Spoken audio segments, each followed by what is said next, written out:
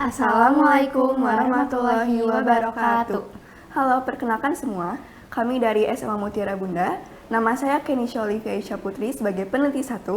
Nama saya Kalisa Aulia Putri sebagai peneliti 2. Pada kesempatan kali ini, kami akan mempresentasikan penelitian kami yang berjudul Bertahan dalam Tekanan, Mekanisme Coping Siswa SMA Mutiara Bunda dalam Menghadapi Stres. Kami memilih mekanisme coping di SMA Mutiara Bunda sebagai penelitian kami dikarenakan masa remaja adalah tahap transisi dari masa kanak-kanak menuju tahap dewasa yang penuh dengan perubahan emosional, fisik, dan sosial. Pada tahap ini, biasanya remaja menghadapi tantangan yang signifikan seperti tekanan akademis, perubahan hubungan sosial, dan juga pencarian identitas diri. Menurut Denny Pratama dan kawan-kawan tahun 2021. Berdasarkan latar belakang tadi, muncullah dua pertanyaan utama. Yang pertama, bagaimana siswa SMA Mutiara Bunda menggunakan mekanisme coping dalam menghadapi permasalahan? Yang kedua, bagaimana dinamika mekanisme coping yang digunakan siswa SMA Mutiara Bunda saat menghadapi stres? Hal ini pun berhubungan dengan tujuan penelitian kami. Yang pertama adalah untuk mengetahui sejauh mana siswa SMA Mutiara Bunda sudah menggunakan mekanisme coping dalam menghadapi permasalahannya. Dan yang kedua adalah mengetahui dinamika mekanisme coping yang digunakan siswa SMA Mutiara Bunda saat mereka menghadapi stres. Untuk metode penelitiannya, kami menggunakan kuantitatif deskriptif. Jenis penelitian ini digunakan karena penelitian ini tidak bertujuan untuk menguji hipotesis atau hubungan antar variabel, melainkan menggambarkan fenomena apa adanya. Selanjutnya, kami memiliki beberapa data dari hasil penelitian kami. Yang pertama adalah sejauh mana mereka mengenal mekanisme coping. Didapatkan hasil sebanyak 48,6% atau sebanyak 17 orang dari 35 orang, dan mereka memilih angka 4 dari skala 1 sampai 5, yang berarti mereka sudah mengenal mekanisme coping dengan baik. Dan yang kedua adalah menggunakan mekanisme coping untuk mengatasi masalah stres. Didapatkan hasil sebanyak 37,1% atau sebanyak 13 orang dari 35 orang, yang berarti mereka sudah menerapkan mekanisme coping dalam mengatasi masalah stres.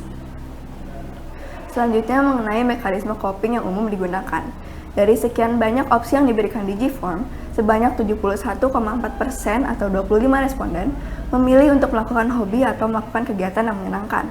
Selanjutnya, efektivitas mekanisme coping yang digunakan dalam mengatasi stres atau masalah yang dihadapi. Sebanyak 51,4% atau sebanyak 18 responden memilih angka 4 dari skala 1 sampai 5, yang berarti mereka merasa efektif saat menggunakan mekanisme coping. Selanjutnya adalah perasaan setelah menggunakan mekanisme coping.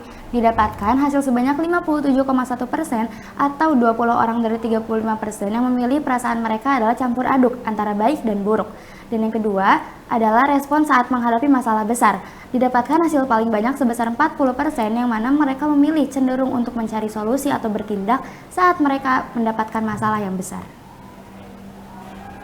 Dari penelitian tadi dapat disimpulkan bahwa siswa SMA Mutiara Bunda sudah mengenal dan menggunakan mekanisme coping dengan baik.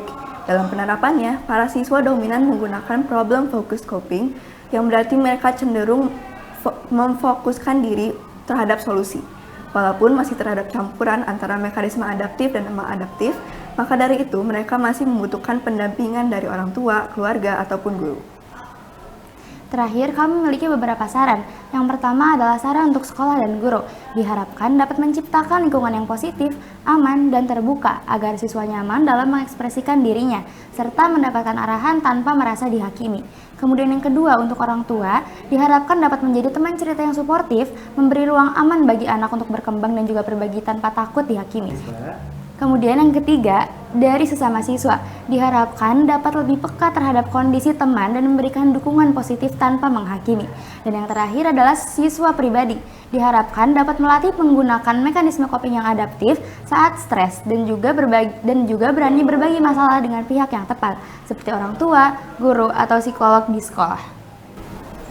Baik, mungkin itu saja yang bisa kami sampaikan. Terima kasih. Wassalamualaikum warahmatullahi wabarakatuh.